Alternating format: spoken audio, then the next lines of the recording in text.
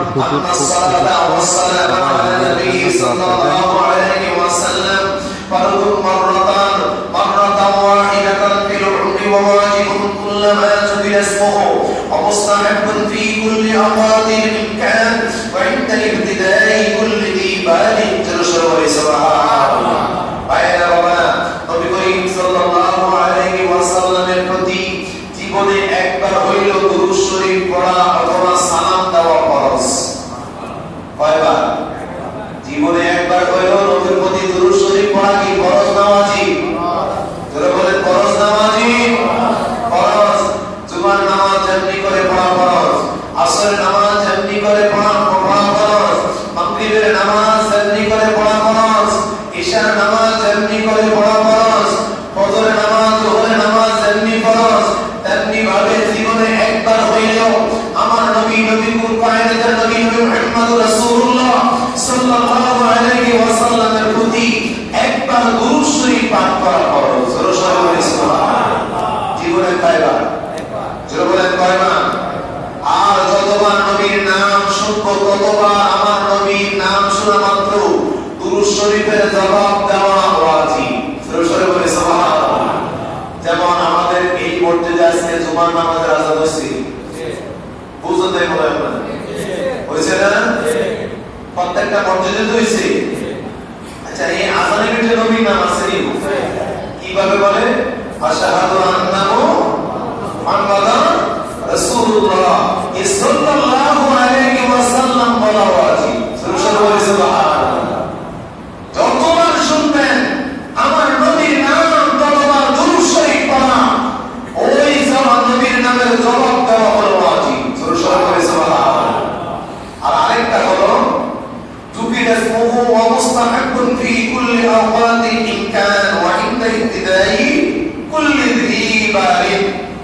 আর হলো কোন প্রতিবন্ধকতা না থাকলে আমরা ঘর করে নি, কথা কই, ঘর করছি নি, দোকান করিনি, আমরা চাকরি করিনি, আমাদের ব্যবসা বাণিজ্য আছে নি, বলছে যদি কোনো প্রতিবন্ধকতা কিংবা কোনো বাধা বিঘ্ন না থাকে ওই নতুন ঘর করলে আমরা মিলাদ শরীফ পড়ে শুভ উদ্বোধন করি।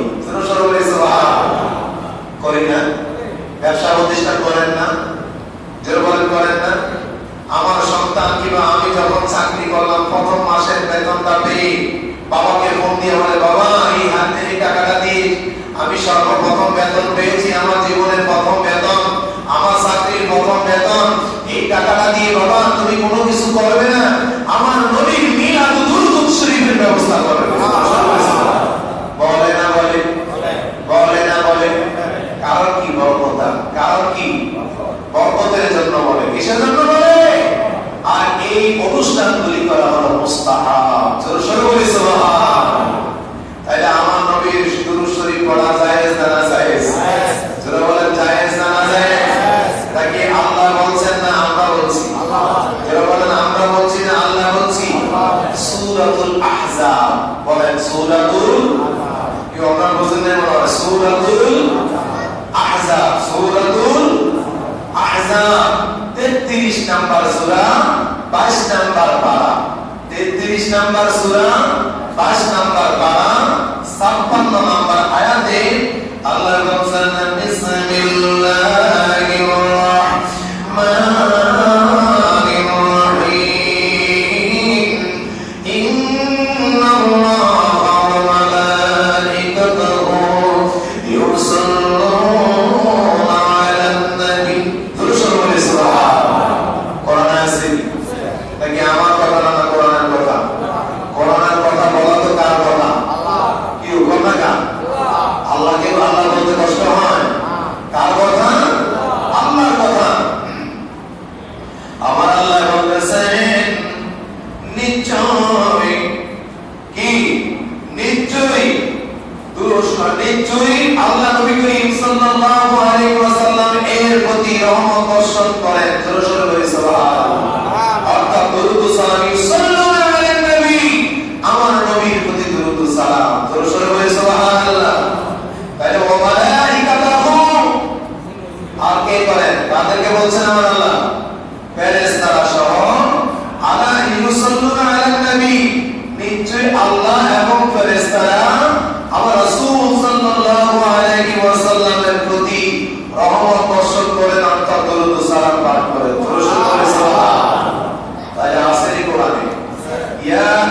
আইয়ুহাল্লাযীনা আমানু, হে ঈমানদারেরা, সাল্লু আলাইহি ওয়া সাল্লিমু তাসলিমা, তোমরাও ওই নবীর প্রতি দরুদ ও সালাম পাঠ করো। সাল্লিমু তাসলিমা, কিভাবে?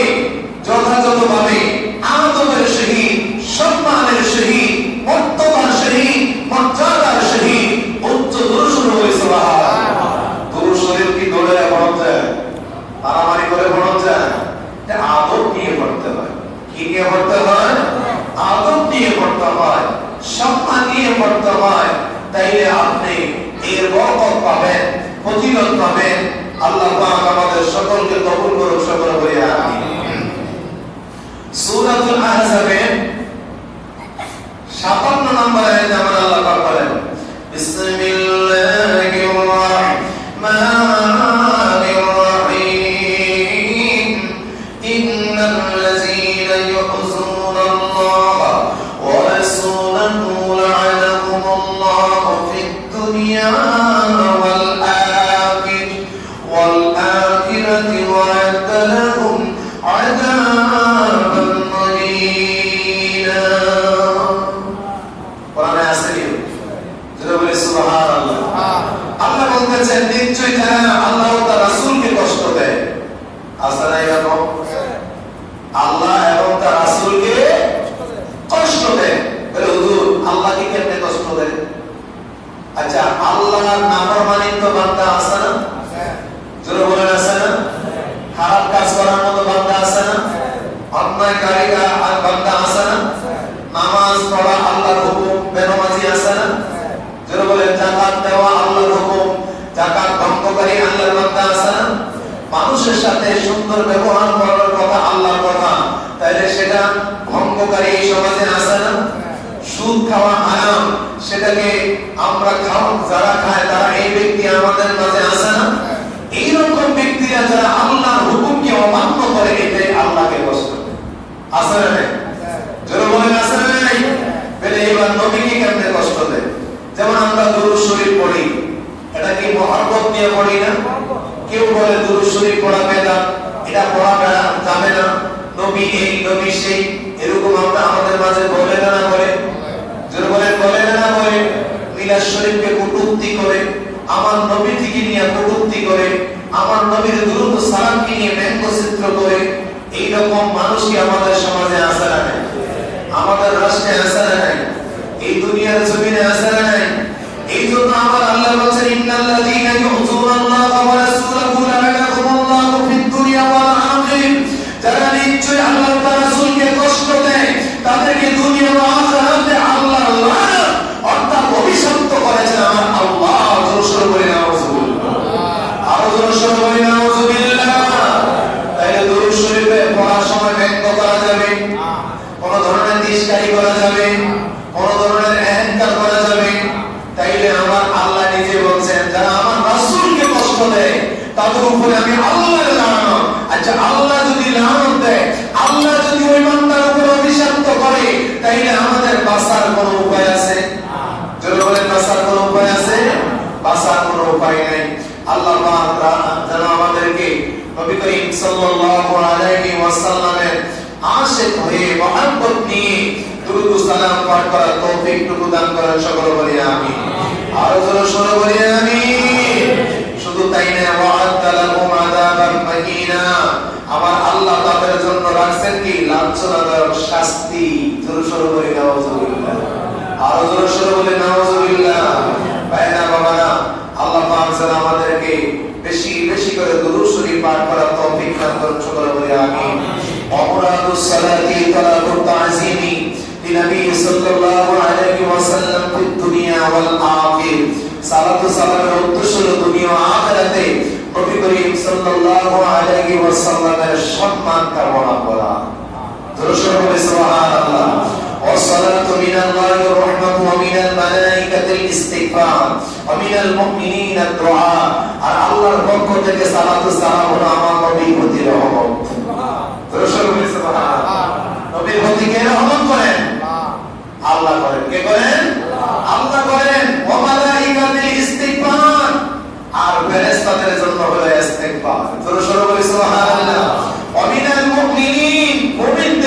দোয়ার উসিলা। জোরে বলি সুবহানাল্লাহ। তাই আমরা যে দোয়া করি এই দোয়ার মধ্যে আমার নবীর নাম থাকা লাগবে না লাগবে? যেটা বলেন লাগবে না লাগবে?